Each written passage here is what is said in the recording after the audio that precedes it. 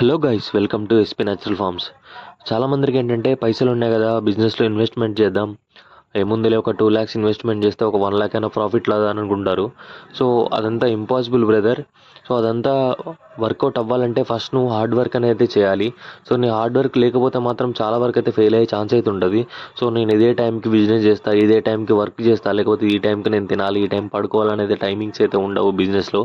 So ఎప్పుడు ఏమవుతుందో, ఎప్పుడు ఎలా చేయాలో, ఎప్పుడు ఏ వర్క్ చేయాలో కూడా అర్థం కాని ఇప్పుడు సిచ్యువేషన్స్ ఎదురవుతూ ఉంటాయి.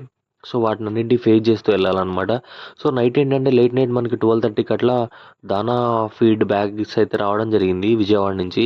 సో ఫీడ్ బ్యాగ్స్ వచ్చాక మనకి లిటరల్లీ ఒక 1.5 hour టైం పట్టింది అక్కడ. అంటే లేట్ నైట్ ఒక 1:30 వరకు అక్కడే వర్క్ జరగడం జరిగింది.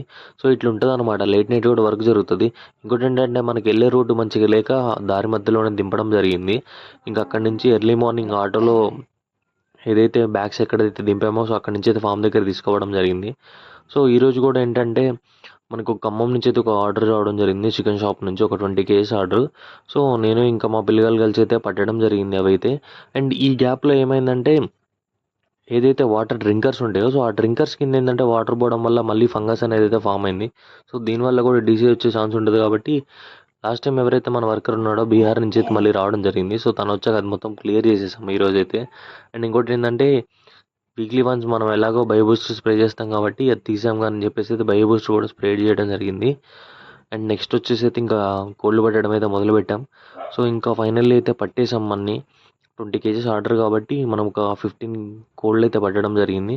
సో 15 అయితే 20 kgs చేంజ్ అయితే వచ్చాయి వెయిట్ అయితే. సో ఇంకా నేను మా ఫ్రెండ్ అయితే తీసుకొని అయితే స్టార్ట్ అయిపోయాం ఖమ్మం అయితే. సో ఈ లొకేషన్ ఎక్కడో మీకు తెలిస్తే మాత్రం కామెంట్ అయితే చేయండి. సో ఫైనల్లీ అయితే లొకేషన్ అయితే రీచ్ అయిపోయాం.